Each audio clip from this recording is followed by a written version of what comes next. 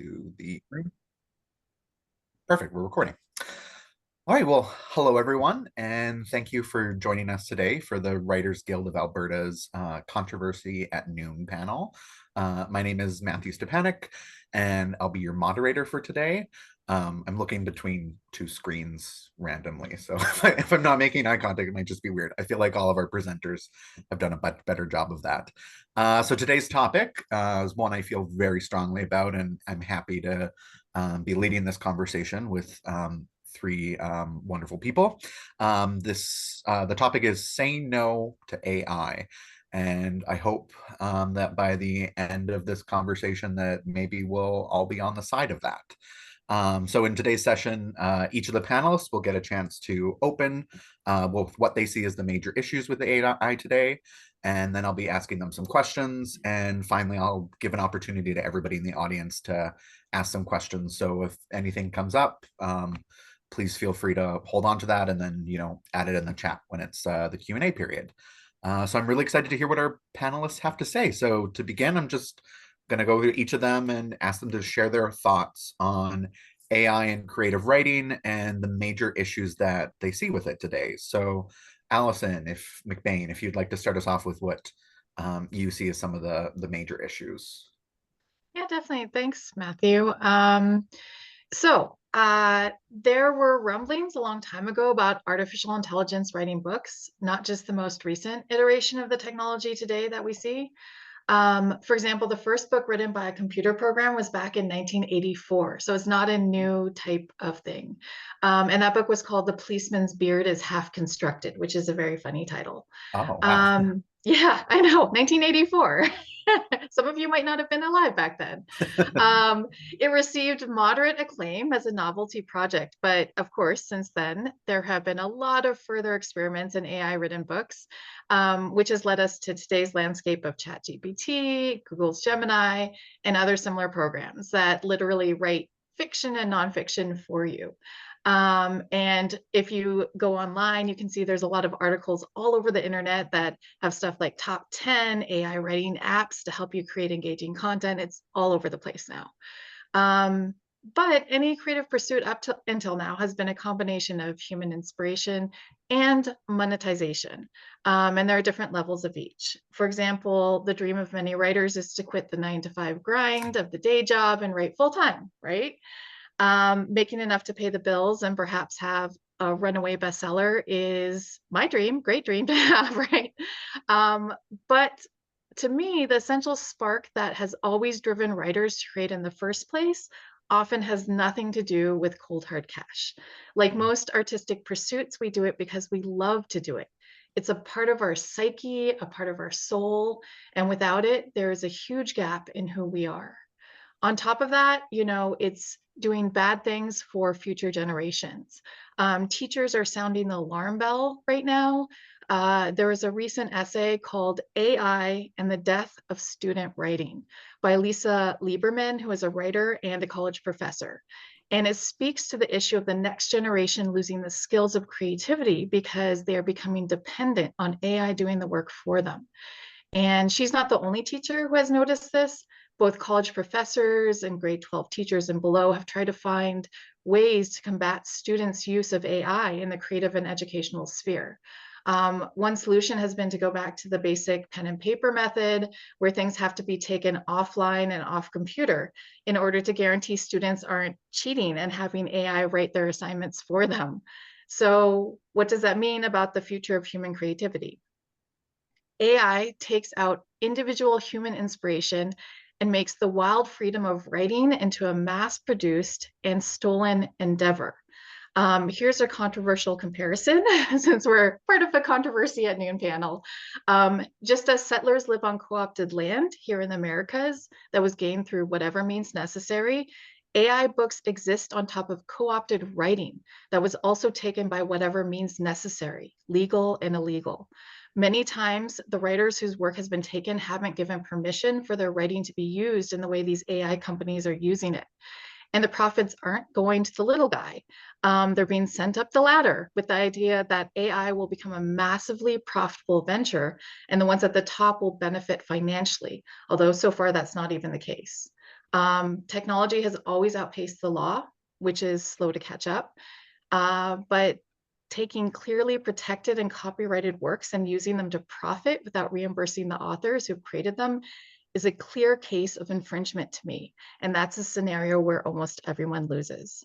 Frank Pascal, a law professor at Cornell and author of the book, The Black Box Society, The Secret Algorithms That Control Money and Information, recently said in an article, if this thing is allowed to sort of run away without regulation and without compensation to those whose work it's using, it basically is a new dark age. If uncompensated and uncontrolled expropriation of copyrighted works continues, many creatives are likely to be further demoralized and eventually defunded as AI unfairly outcompetes them or effectively drowns them out. And I totally agree with this assessment. I've spoken to a number of writers, especially new ones, who have been demoralized. And I've been asked, why should I even try to write if AI is going to write all our books for us? But I find that my opinion is keep writing, keep producing. AI right now is no match for human writers and the sheer beauty we can produce on the page. And there's hope right now too. So it's not all doom and gloom. There's been a much needed backlash against AI writing. So, and even though a lot of it is small and grassroots, it's still worthwhile. So many indie and small press publishers have added anti-AI restrictions to their guidelines, while at the same time, unfortunately, a lot of large corporations such as news agencies and streaming channels and so on have seemed to fully embrace AI. So it's the ultimate David and Goliath battle. Who will win this fight? Will it be the giant corporations or the small guys? I'm optimistic, but only time will tell. Awesome. Incredible amount of research that you shared there, Allison, too. I was writing down, okay, I need to read that book and I need to read that article. I can Uh, share the links later if anyone is interested. yeah, oh, They're great definitely. articles. Yeah. Yeah. Well, yeah, well, thanks. And yeah, I just was really struck by especially the first essay that you mentioned, AI and the death of student writing, and how, that next generation is losing their skills for creativity. So that's, I think, a really good point to highlight. Christine, I'm gonna pass it over to you to also kind of share your thoughts on AI and creative writing and what you see as the major issues today.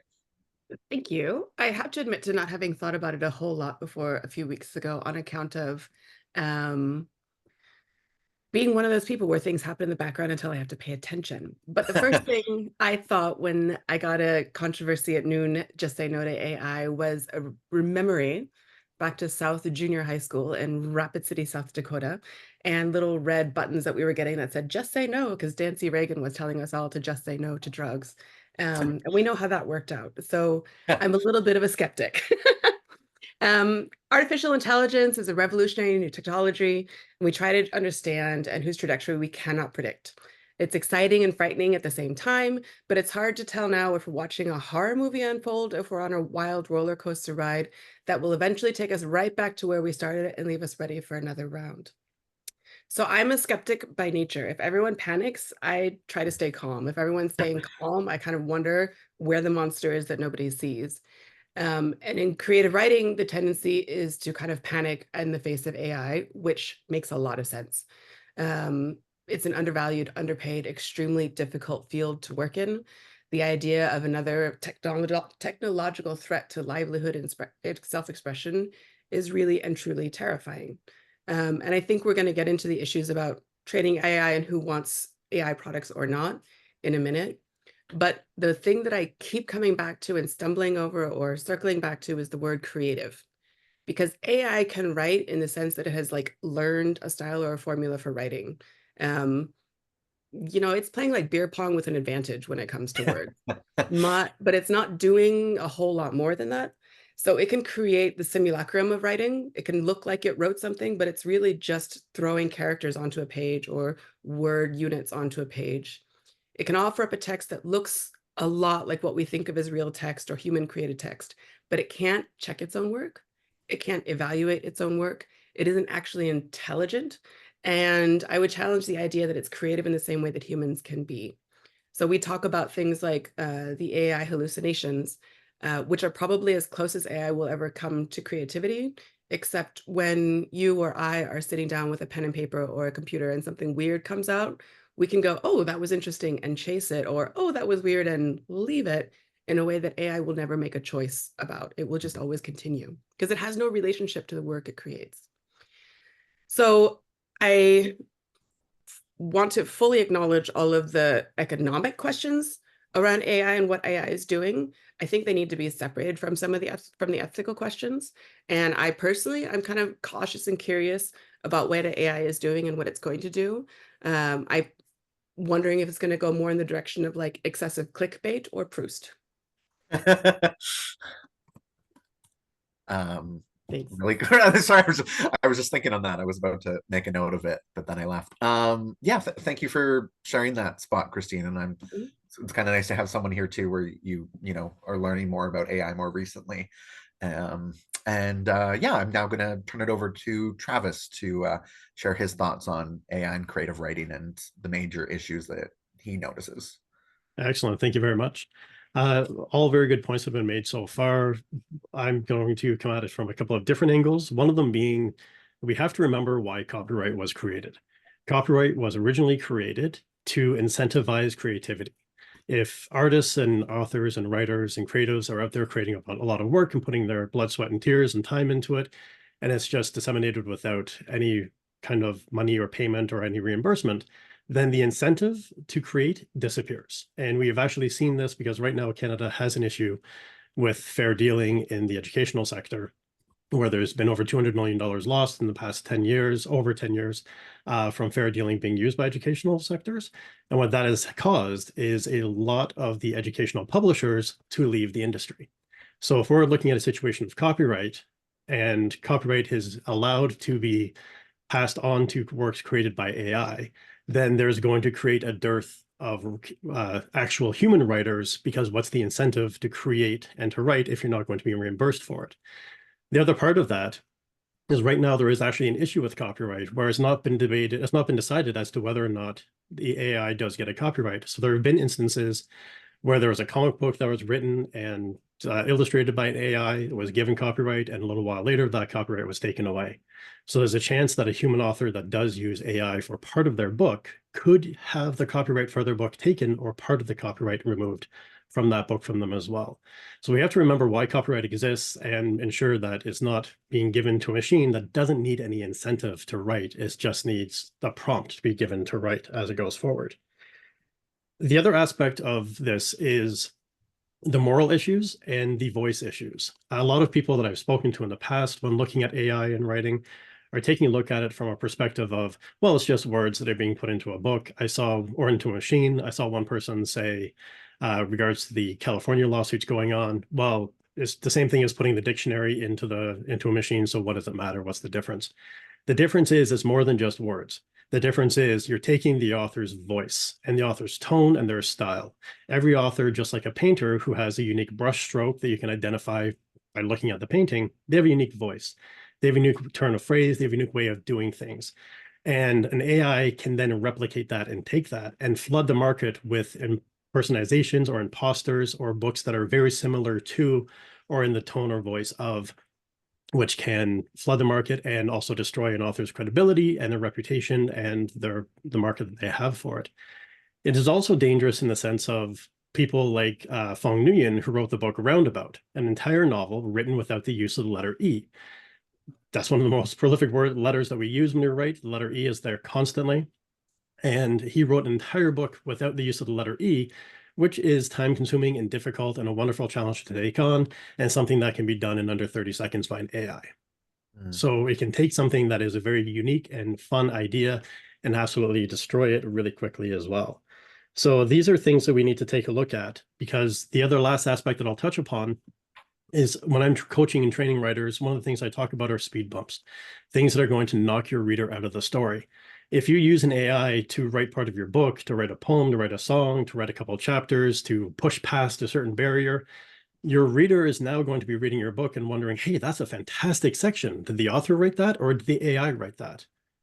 And it's going to diminish who you are as an author and diminish your voice, because people are going to be second guessing what you've done and what the AI has done. So it creates speed bumps. And it also creates a situation where as was kind of alluded to by Christine and Allison earlier, AIs are not creating anything. They are recycling at best. They are taking words and books and stories that have already been created, and they're recycling them into new formats and new styles and new books, but it's all recycled words that are out there.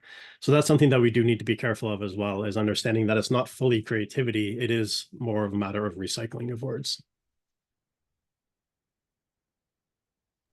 Excellent. Sorry, my dog was whining, so my partner just took the dog away. So Agatha will not be making an appearance today. Apologies.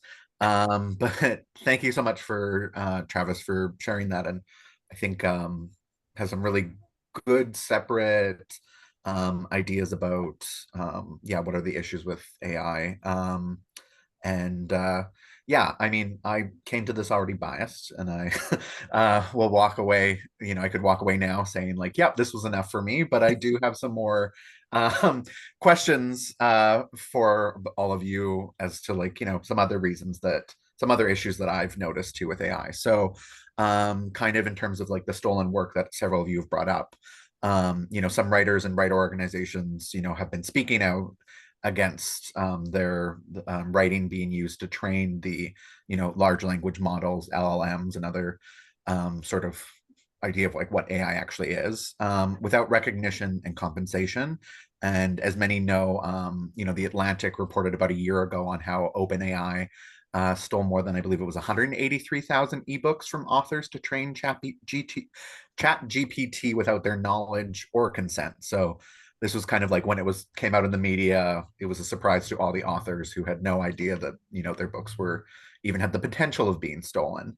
And I'm curious, like I sort of handed out two questions to both of you, but maybe the one that I'm more interested to hear your thoughts on is, do you think it's possible for OpenAI to, you know, repair the damage they've done to authors, or, you know, especially like when there is this program ChatGPT that's basically been built off of stolen work, like does something like that deserve to exist? What should the consequences be? And I won't pick on anyone, but whoever wants to jump into idea of yeah, if there can be kind of any repair between writers and the tech companies that stole their work. I'm willing to go in and like be first victim. Sure. Which is Hopefully this is painless. the skeptics are used to this. It's okay. Yeah. Which is OpenAI didn't steal the work. Book 3, which is the data set that they use, was created by you know, a guy who was out there not working and pulled it all together, scraped, you know, found all of these sources and put them together and made it available with the idea of leveling the playing field for AI. And then OpenAI's, or you know, the folks for Chat GPT were like, hey, we'll use that too. So I have to take issue with the idea that OpenAI is the one at fault. And I'm also wondering, why are we not looking at the responsibility of this person, Stephen Presser, who actually put together the data set? So it's kind of like, you know, if we offer a library, do we fault the person who checks out a lot of books, or should the library be careful what they put on the shelf?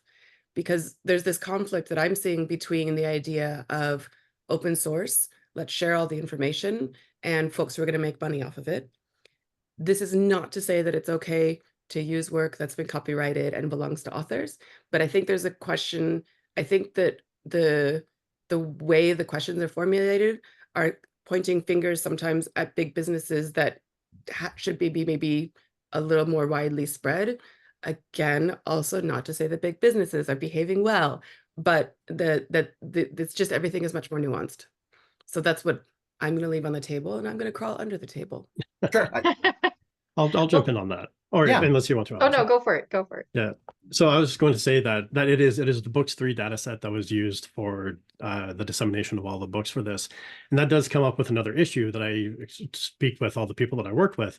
And is that if you use an AI to write part of your book and there's a copyright claim made against that because it is done by ill-gotten books, who is hit with the lawsuit? Who is hit with the strike? Is it the author that wrote the book? Is it the model, the chat GPT, for example, that was used to put that book into it? Is it the company that runs chat GPT, or is it the person who open sourced the material in the first place? So these are where laws and the legalities really need to be ironed out and filed through and sorted what's happening. But with regards to whether or not there can be any kind of amends made on this, that genie's already out of the bottle, and it's going to move very, very fast, and it is moving very fast. It's already quickly ahead of us, and it's just going to become light speed ahead of us very soon. And that's something that you can look at it from the monetary perspective of it and say, yes, authors, if they're compensated fairly, then that'll be fine. But there's some authors that are just morally object to having their work being used for this. They don't want AI involved. They don't want their work connected in anything. They don't want their voice taken or their voice stolen. And the other part of it too is now their words, their tone, their style can be used to produce something that they do not agree with, that they have moral objections to. And, for someone who's very anti-smoking, all of a sudden a quote from one of their books can now be used for a smoking campaign, and they don't have any knowledge. So there's a lot of moral and ethical issues that tie in behind it as well. So I think there can be some kind of amends made through financial gains and transparency and allowing people to choose to have their books removed or not used any further. I don't think we'll ever come to a zero sum on this again. I think that's already far gone. Well, what this reminds me of, and I might be dating myself, is do you guys remember Napster and the whole brouhaha with it when, because that was a new technology too. And, the streaming services and people downloaded music and it was copyright infringement. But the music industry managed to deal with it, managed to make sure that artists did get, compensated. There was a lot of legal battles with it. And I'm not 100% sure of all the details of what exactly happened. It was a long time ago and my memory's not as good.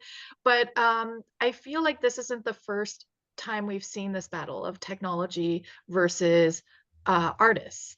And I feel like there are precedents in place where we could follow this with, it is a new technology, the AI and stealing authors' work. But again, there are precedents, I think, that have come before. So maybe that would be a good way to act as a guideline for how we can approach this new technology too.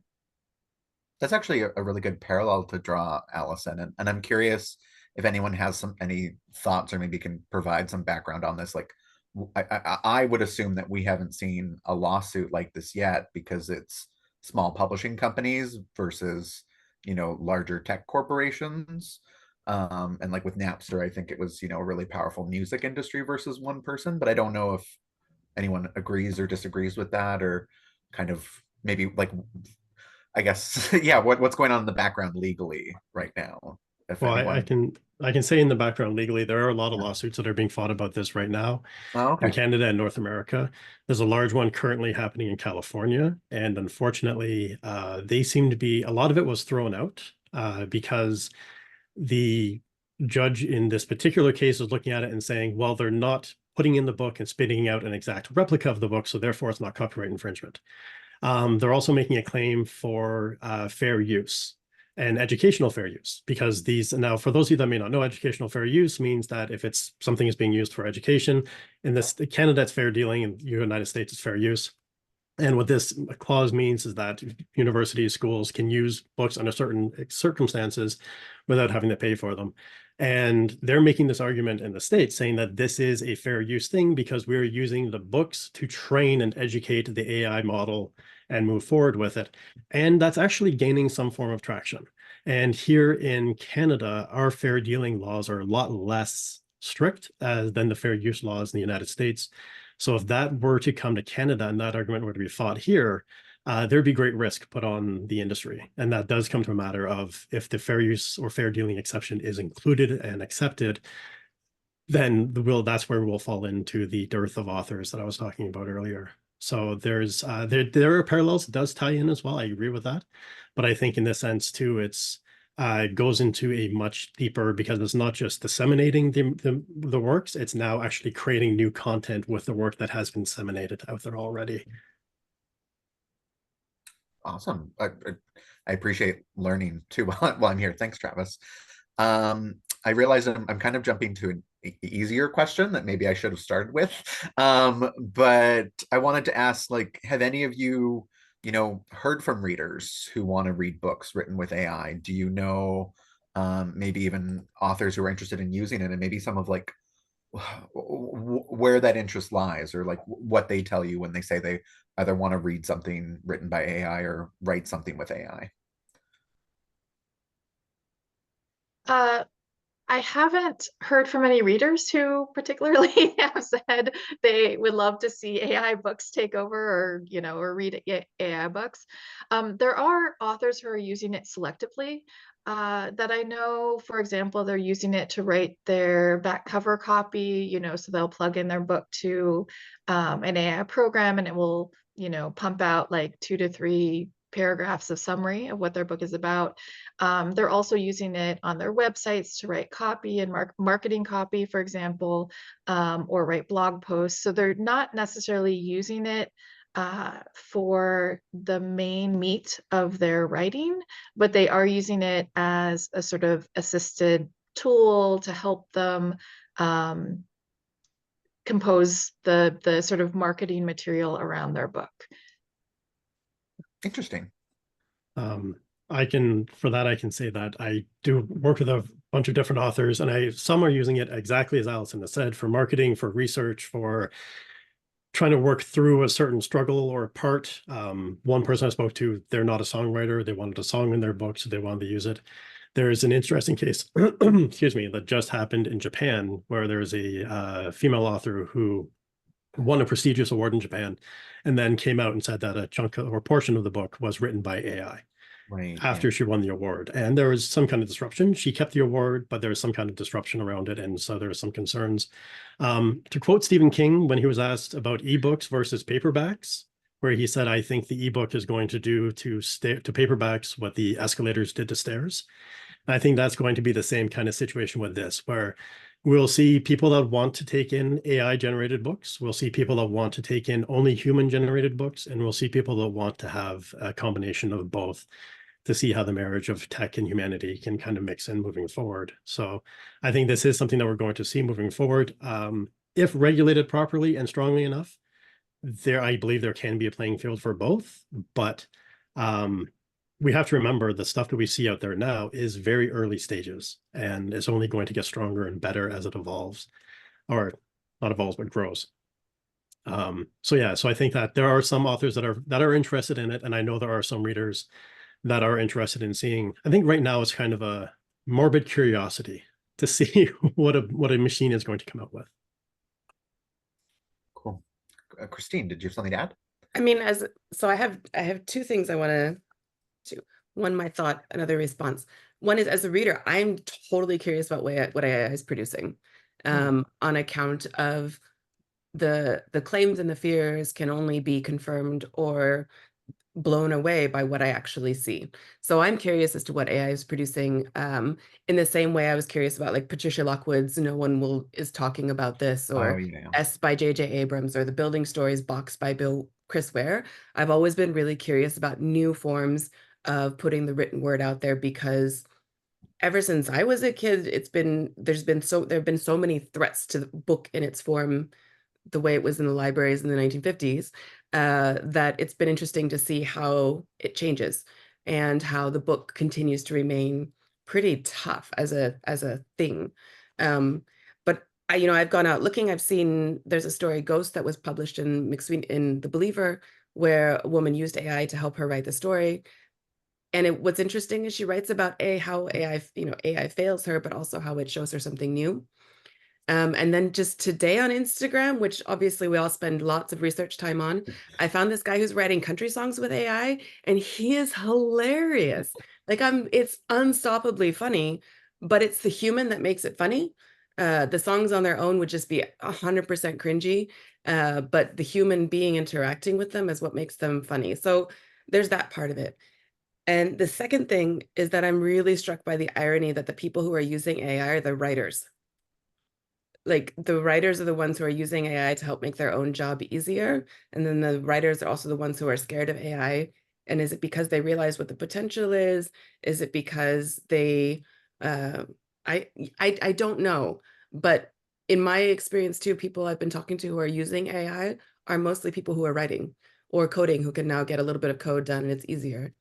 So yeah, it's a little bit of like tearing down the tool you want to use or wanting to be there's a big question mark there for me. Yeah, that's a really interesting point to bring up. Thanks, Christine. So we've kind of touched on, especially through all of your openings, a lot of the artistic consequences for AI and the issues that arise from there. But since this is a general, saying no to AI panel, one thing that I wanted to bring up that the news media is reporting on more recently is the environmental consequences to AI. So I just have this quote from a Jacobin article that was released this week that just shared, each time you search for something like how many rocks should I eat? And Google's AI snapshot tells you at least one small rock per day, you're consuming approximately 3 watts of electricity, according to Alex DeVry, the founder of Digiconomist, a research company exploring the unintended consequences of digital trends. That's 10 times the power consumption of a traditional Google search and roughly equivalent to the amount of power used when talking for an hour on a home phone. In addition to power, these facilities suck up substantial amounts of water to cool their servers and are often located in places where land is cheap, like deserts. Only a few operators report their water usage, even though a fifth of servers draw water from moderately to highly stressed watersheds.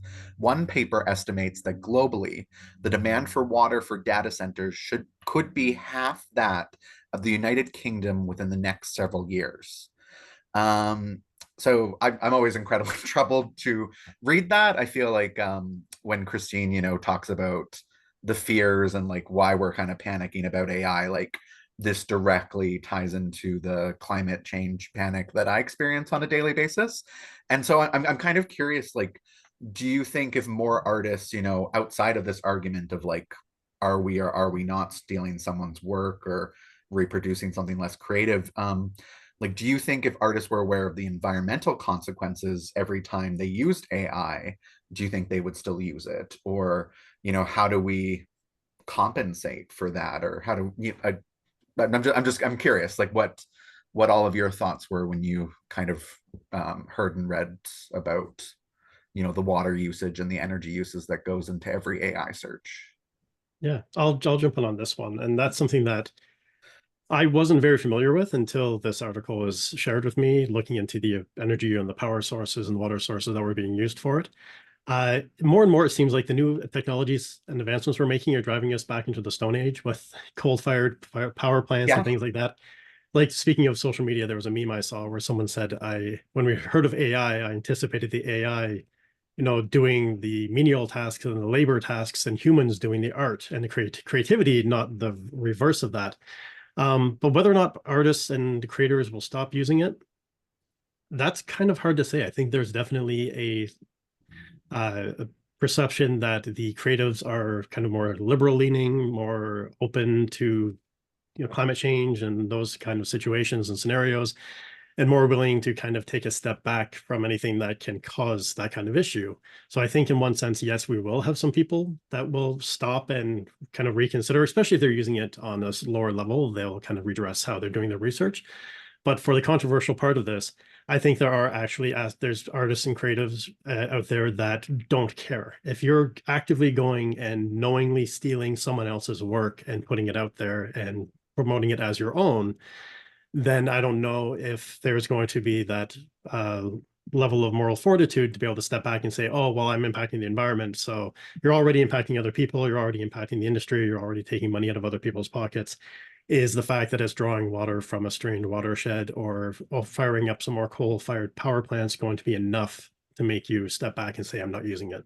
So I would say yes, that to some, and I think there's a subsect that will, I don't care so long as I'm getting done what I need to get done. Yeah, I'm sure Taylor Swift, for instance, is aware of the CO2 that she produces every time she flies her private jet. But I mean, maybe we could also argue if Taylor Swift is an artist. I wouldn't give her the poet title. Sorry, I didn't mean to go down on Taylor Swift. So this is the controversy that's coming Well, up. you pissed off Swifties everywhere. I am like, if there's Swifties in the chat, you can, rightfully attack me. But I mean, there's someone who I wouldn't be surprised if we found out that all of her really catchy songs were written by AI. But anyways, sorry. Allison, I think maybe you wanted to chat next. Again, I might want to interrupt you to save you from yourself. Yeah, I know, right? I'm gonna get doxxed online. It's hot in here. Exactly. Yeah, I know, like, don't mess with the Swifties. I'm the problem. It's me. It's okay. Yeah, I agree that until I heard these exact statistics, I knew it was taking up more power because it's been alluded to in various articles, and that's one thing that is, straining the infrastructure. But I didn't know the exact numbers or the exact destructive potential of it. And I think actually a lot of people, because it's a very new technology, don't know the cost of it.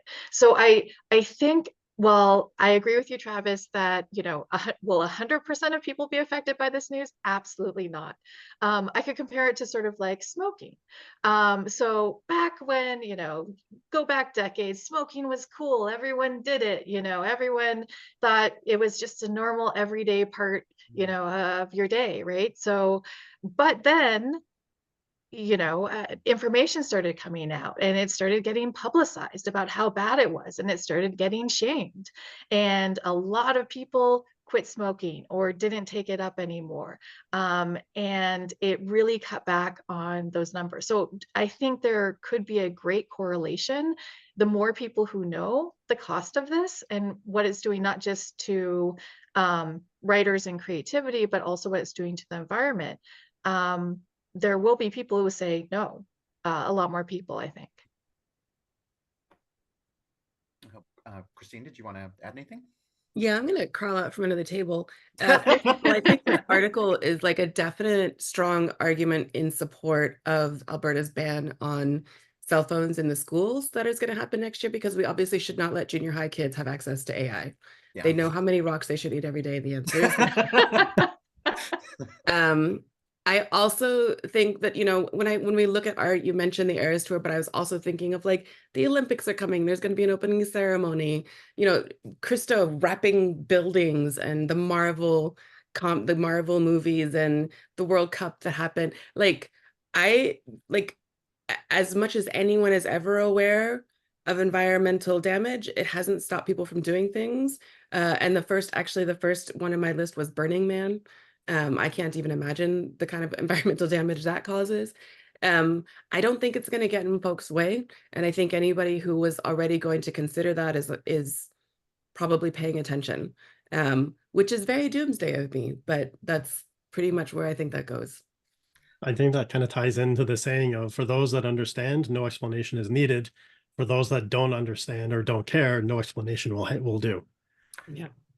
And this is the reason that I don't sleep that well at night some days is, yeah. I mean, this will probably lead into a later conversation that we have, but I kind of wanted to touch on like one other point that I think Travis also mentioned about the, coal-fired energy, because the Washington Post was saying that AI is exhausting the power grid, and it's leading to coal energy being fired to, fill in the absence. And where like the article talks to a couple tech companies that, are claiming to be working on creative alternative energy sources, some fusion power. And I admit that I am, as much as I try to understand physics, I don't.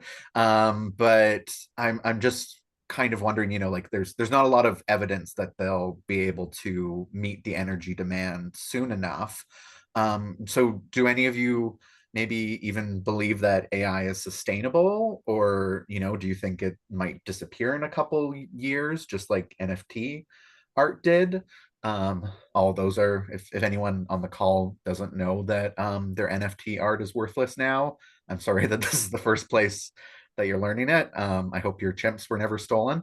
But yeah, I'm curious, maybe does this feel like more like of a fad if we can't actually create a sustainable way to power it? I think this comes to, do you want to go ahead, Christine? No, I would like to hear what you have to say. I personally am looking forward to the future where we are all sweeping the coal dust off the streets and buildings while wearing rags over our mouth, watching the machines hover past us, singing songs. It's going to be a fantastic future. There's an aspect of this that I think we're not taking into consideration, and is that it is machine learning that we're doing, that we're using, and it's already being used for pharmaceuticals, for biotech companies, all these other things. And so it's not just the creative industry that's using it. So the other industries that are using it are going to keep it alive. I think the part that we're looking at is there's going to come a point where we're no longer going to need to feed books into these machines anymore. Apparently, I saw a thing, I haven't read it fully, but someone said apparently by the year 2036, they expect AIs to have scraped every bit of learnable language off of the internet. Oh, wow. But to that end, we're no longer going to have to feed books into these machines because they're going to start training themselves. They're going to be at a high enough level to be able to train themselves. And there's going to come a point where all people need to do is say, how do I create an energy source to maintain the AI systems? And the AIs are going to at least point them in the right direction. Or how do I defeat Canada's regulatory laws around AI use? And the AI is going to tell people how to defeat the laws to go around it. So this is very early stages, and I think this is something that's going to be around. It might go through some hiccups, but I think it's going to be around for the long haul. And I think it's going to get to a point where if it's not running entirely on its own, because we have to remember, it's not actually artificial intelligence. It's very high-level machine coding and algorithms. But I think once those algorithms get to a certain level, then it's going to take on a life of its own and be able to ensure its own survival through human assistance. Thank you, Travis. Yeah, it's sort of Pandora's box. We've opened it. It's here. I don't think it's going to go away. It will get better. We're in the early stages of it. So even for things like writing, for example, I publish a small press, and we do get AI submissions, and they are utterly horrible. Because the one thing that I haven't seen from AI writing is they get the emotions wrong, usually how humans react to certain situations. So for example, we'll have someone, it's supposed to be a very emotional scene, someone dies, and the reaction of the person is to laugh. And while if you didn't like that person, that's a very valid reaction. If you're trying to create a very sad scene, that doesn't work. Or for example, dialogue is very wooden. People do not speak in complete and proper sentences. We trail off, we have incomplete sentences. So these are two examples of how AI is not good yet, but the companies are continuing to train it. Or one thing that I read recently, and I don't know how accurate or true it is that one company, and I apologize, I don't have the exact statistics or who it was using YouTube videos, again, without the permission of the creators, to improve the AI dialogue, because that is one thing that people have noticed, that the dialogue is wooden.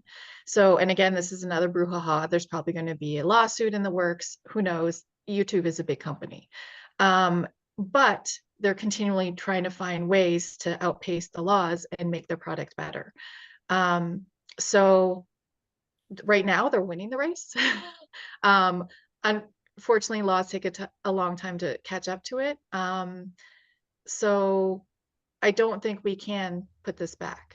They will continue to find ways. And as Travis suggested, maybe they will find a way to make it sustainable. That's probably around the corner.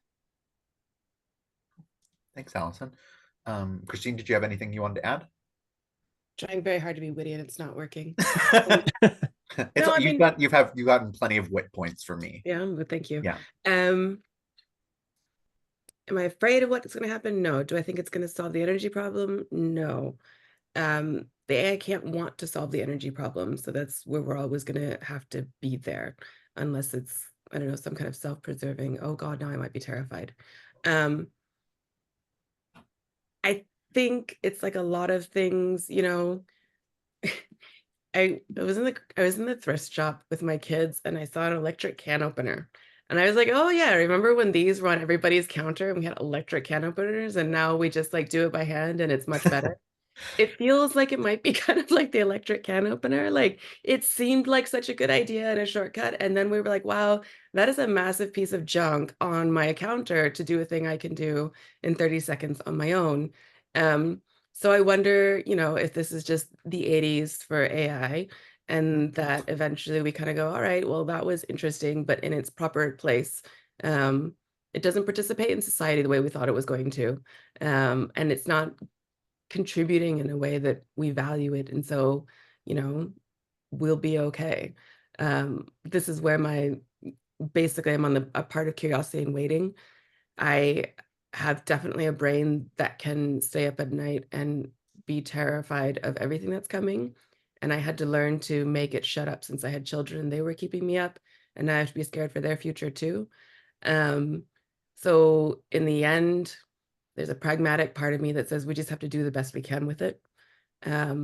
Stay aware of what's going on and make sure that in our lives we make the choices we can to keep ourselves safe and support the causes that are going to keep other people safe too.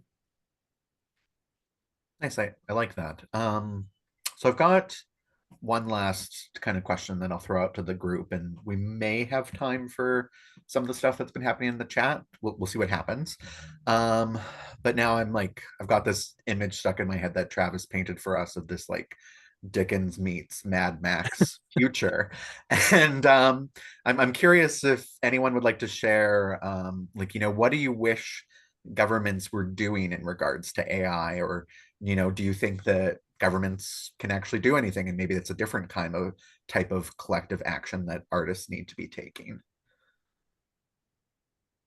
So I actually was on Parliament Hill recently having high-level meetings with MPs, with the leaders of the other industry, publishing and writers unions across Canada. I was representing authors. And we had some very key and simple asks of the government. The three main points that we had were to ensure the Copyright Act provides fair protection of the moral rights of authors and the copyright of authors and publishers, to ensure that they do not introduce a new copyright exemption or a compulsory license regime for text and data mining. So we don't want any compulsory fair dealing, fair use, or any kind of exceptions or compulsory, you have to be a part of this. It has to be a fair, free, open market where authors and creatives can negotiate what they're looking for and say yes or no as to whether or not they want to be a part of it. And to ensure that in Canada, it's Bill C-27, includes reasonable provisions on transparency, similar to those introduced in the European Union, and that it obliges AI developers to comply with Canadian copyright law when they train and deploy their products.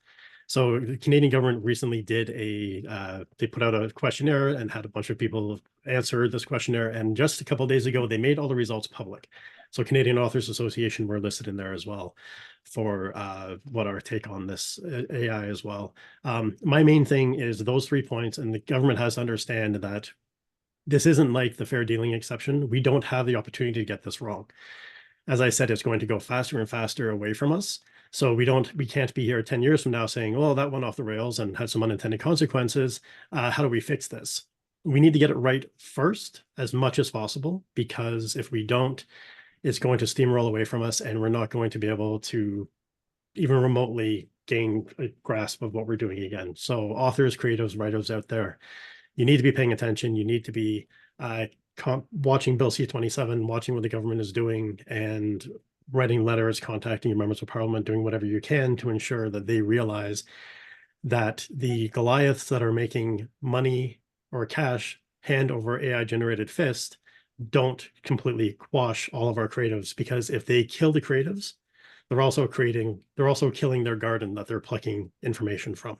If no one's creating new information, there's nothing else for them to be able to generate things off of. Thanks, Travis. Christine or Allison, do you have anything else you'd like to add?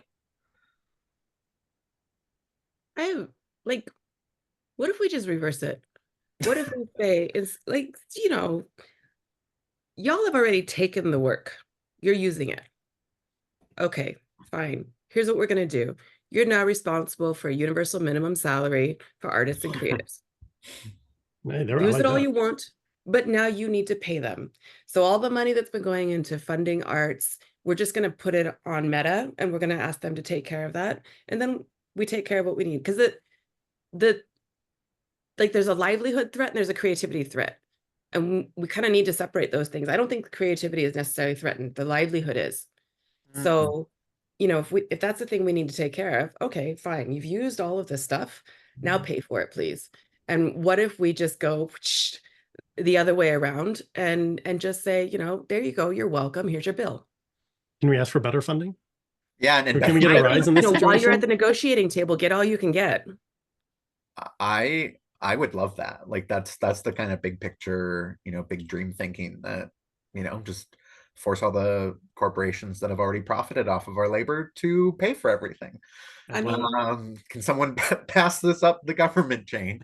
Travis, Yeah. We have more meetings coming, so we'll see. Okay, yeah. you let him know. I was like, I got an idea. I mean, Meta barely wanted to. Actually, I can't remember, but I think we still can't share news articles or anything on Meta, so they're still not. I think Google agreed to pay, but I don't think Meta or Facebook is paying for any of that yet. So they might be a little bit disagreeable, Christine, but we just need to try harder. Does anyone have any, like, you know, blackmail on Zuckerberg that we could share? Feel free to drop it I'm in sure the he's chat. never done a blackmailable thing in his life. Yeah. Can you blackmail a Honestly, robot? if you've seen The Social Network, it's like, okay, yeah, I think we already know the worst of him. Allison, I don't want to cut you off or take up space. Did you want to add anything to that? Sorry, my internet connection is unstable, so I kept on freezing. So Oh no. I missed half of your answers, but ditto, agree. Ditto. I'll just go with that. We were like, send the bill to Allison. Yeah. Oh yeah, no, so... never mind. Okay, I'm gonna we have a couple questions in the chat that I'll read out. I've got one from Ruth, who's asking, or saying at least at the start, students and new writers often start their creative writing careers in editing and the labor end of writing. It sounds like these are the positions that will be filled, taken by AI. How might this affect the career trajectories for new writers? What kind of jobs do you think there'll be for them? It's really interesting because that was also a job that I started with. And I think AI would be a terrible editor. Yeah. I mean, there are editing programs like Grammarly that do a pretty good job of covering the basics, I would say. They're less useful for nuance. They're definitely not, it's more like copy editing, punctuation, that kind of thing. It's much harder to have them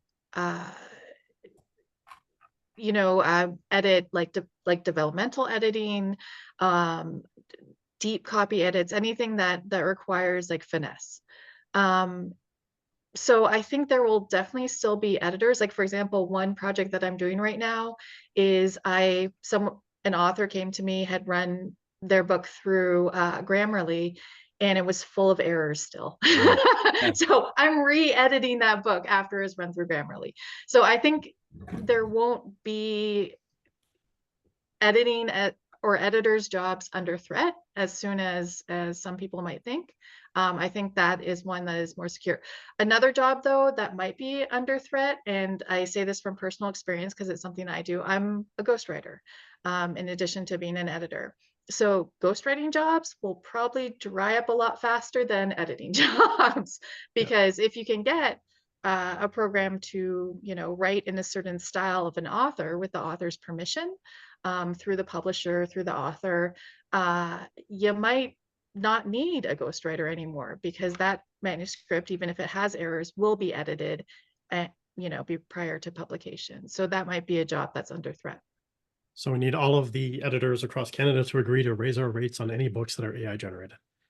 Yes. To make sure that we have something, because I agree, the nuance is missing. Even, sometimes you trail off a sentence, you cut off, you put in grammatical mistakes, errors on purpose, and the machine's not going to pick that up. But on that note of Grammarly, something that came up as well, just as a point of risk, is students are being potentially banned or kicked out of school in universities and colleges and accused of cheating because they're using programs like Grammarly to copy edit their work.